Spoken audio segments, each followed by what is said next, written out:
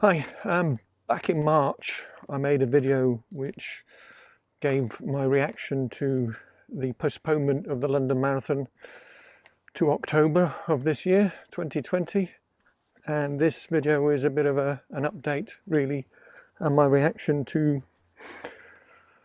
the current situation, and with the announcement last night, the 6th of August 2020, that this year the London Marathon mass start event will not happen, or at least not on the streets of London. There will be a virtual event and there will be an elite runners event, but no mass start this year on the rearranged date of the 4th of October, which is very disappointing, but extremely, well, it's been extremely likely to have happened. It was definitely on the cards for a while with the way things have been going, and with the announcements that they made back in June and July, it was obvious they were trying their damnedest to make sure that things went ahead.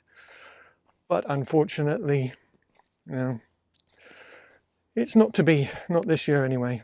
But in this video I'm going to basically just share what I do know from the announcement, in case you haven't seen the official announcements yourself, and to give my advice on how to deal with this current situation, I guess, especially if you are somebody that had or has a ballot place for this year, or a charity place for that matter. So first of all then, what is happening? As I said, there's going to be an elite race on the 4th of October, and that's going to be taking place in St James's Park, and it's going to be a very small affair. They're saying about 30 or 40 elite runners only, multiple laps around St James's Park in a secure biosphere, whatever that means. There will be no spectators allowed in, but the BBC will be filming it. They will be on site, and they will be apparently broadcasting for 8 hours, the whole day. So it obviously won't be just the elite races.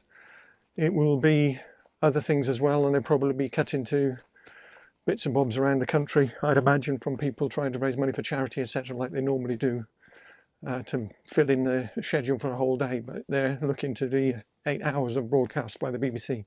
So in terms of the virtual race, if you had a place in the ballot or a charity place, then you will be able to apply for a virtual place as of next Wednesday, the 12th of August, I think. It'll be an online application. You will have to pay a further £20 unless you're going via a charity, in which case they will meet that cost for you. And if you're outside of the UK, if you're overseas, then there's going to be an additional £5 for postage and packaging and what have you, to deliver your medal and t-shirt on completion. The virtual event, you will have 24 hours to run your 26.2 miles, or walk it, or walk it, whatever you're going to do to cover the distance. And you will have from midnight, or just over past midnight, until just before midnight. So the 24 hours, that is the 4th of August. 4th of October will be the time you have to basically run that race. And they're producing an app with TCS or TSC, whatever they're called, and you will have to submit your support data to prove that you've run the race on that day to qualify to get your medal and your t-shirt, which will come in the post after they've verified everything. Now apparently you will also be able to still qualify good for age for the 2021 Marathon Championships in the UK on that day virtually, but they're saying that there will be some additional proof required. What that is isn't clear at the moment, but if you are in a position that you're going to run for a good for age time, then I suggest at some point, if the information isn't forthcoming, that you contact the London Marathon crew and find out exactly what it is they want from you to prove that you are who you say you are, and the data you're submitting, I guess, is your run data for that good for age time to be recorded. Okay, so if you didn't get a ballot place or a charity place and you're looking to want to jump on board and do the virtual race on the 4th of October, there's a possibility that might happen, but that is only once they've confirmed with everybody, and you do need to confirm if you want to do this. It's not an automatic being granted. As I say, you're going to have to confirm with them from the 12th of August. So they will be opening up to the wider public to actually take part in the virtual event, but only after they've confirmed everything, and there are going to be a limited number of places available, and those will only become available to apply for from the 26th of August, I understand. So first of all, they'll fill it up with a ballot place and charity people, and thereafter they'll open it up, limited number. But it may well be worth trying to do it, because it is going to be quite an event, and I should imagine that the medal and t-shirt are going to be quite rarities in future, because I hope this isn't going to be something that happens every year. Now, if you can't do the virtual event for whatever reason, or it's not something that is suitable for you, you are going to be able to have a choice to defer. But amazingly, and for the first time ever, it's not just a case of having the choice to defer to next year, excuse me, you're going to be able to defer for 3 years potentially. So you can choose which year to defer to, either 2021, 2022 or 2023. And that is an amazing thing, to be honest. I've not known that happen ever before. The other thing is, it's not actually just going to be an either or choice. You can actually defer and still do the virtual race as well. So you can do both, the virtual race and defer until next year, the year after, or the year after that, which is very generous, I think. If you have a charity place, you're going to have to discuss it with them if you want to defer, because they may not be able to defer your place. So you're going to have to discuss it with them, and you may have to forfeit your place if you can't do the virtual run this year, and so they can allow somebody else to actually do some fundraising for them. So if you do decide to do the virtual race, whether or not you've got an existing place, or you're lucky enough to maybe get one of the places that they open up from the 26th of August this year, I think it's important to really assess where you're at the moment, because if you're like many people that I've spoken to, they've kind of assumed this was happening, it was going to be postponed and stopped until next year, and that there might have been a virtual event and there might not have been. So some people have not been great at staying on top of their training, and I can understand that. I mean, the incentive is certainly reduced somewhat, not knowing exactly what's going to be happening. It's difficult to actually keep the momentum going with your training. But I think it's worthwhile assessing exactly where you're at, and if you're really not in a brilliant shape, then consider deferring and maybe not doing the virtual event, or just toning things back for the virtual event and just treating it like a bit of fun and do a run walk instead of running the whole thing, or maybe just walk most of it. I mean, really just treat it as a fundraising event and something that is quite remarkable and never been seen before, and just being part of that, and train as best you can in the next 8 weeks, because that's basically all you've got.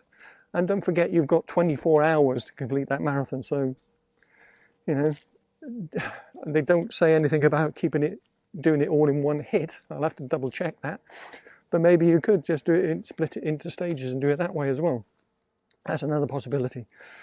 The other thing to consider is your route, because you will not be able to run the London Marathon route, obviously.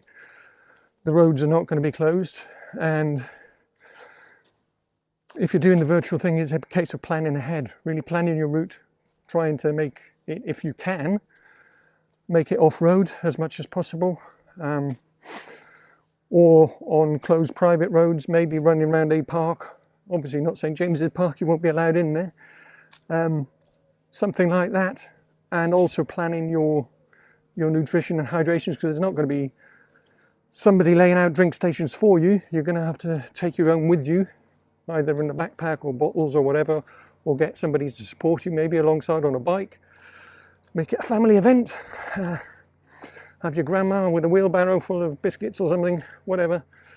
Think about it, plan it, make sure that, you know, you're going to cater for everything you're going to need on the day in terms of drink and other fuel. I've had a spot of rain here. It's been absolutely sweltering today as well. But most of all, I think it's a case of just really enjoying the day. Whatever ends up happening for yourself, just enjoy the day. And like I say, remember that it's history in the making, really, because this is the first time this has ever happened.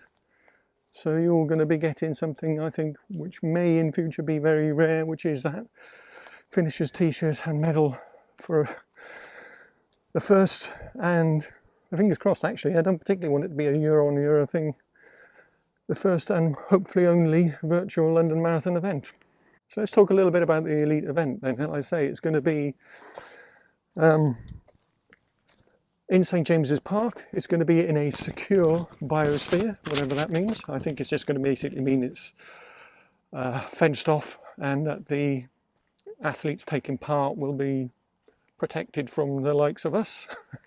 More than anything else, I don't expect it going to be an actual dome. I mean, the event itself is going to be quite something, I think, with Kipchoge and Bekele, however you pronounce his surname, I don't know, being the only two guys on the planet capable of going under 2 hours and 2 minutes.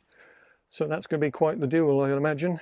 And we've got Kosgei, whatever her name is, for the women as well, who's obviously the new world record holder, and the likes of David Weir for the UK for the wheelchair event as well. So there's going to be some seriously big names, and it's going to be quite the event, I'd imagine. Again, very different to something we've ever seen before. I'm not sure how those athletes are going to perform under the circumstances that they're in. The environment is going to be very different to anything they've ever done before in terms of marathon races, I'd imagine. So I will links below this video to link to the official sources with the announcements and everything else. And I've also got a blog post on my website which has a countdown timer which started. It's something I've been keeping live for the London Marathon countdown timer for the official event. But it's got a bit complicated now because there's 3 countdown clocks. So one for the virtual event, one for 2021 next year for the next event in October, which incidentally, if you want to apply for next year's London Marathon event, the ballot will open this year on October the 4th. And next year, 2021, it's going to be in October again, not in April as it has been for, well, since 1981 when it started. Or 1980, whenever it was it started, 40 years ago. So it's going to be in October. It's going to be to allow them to get a little bit more ahead of the curve in terms of organisation, hopefully.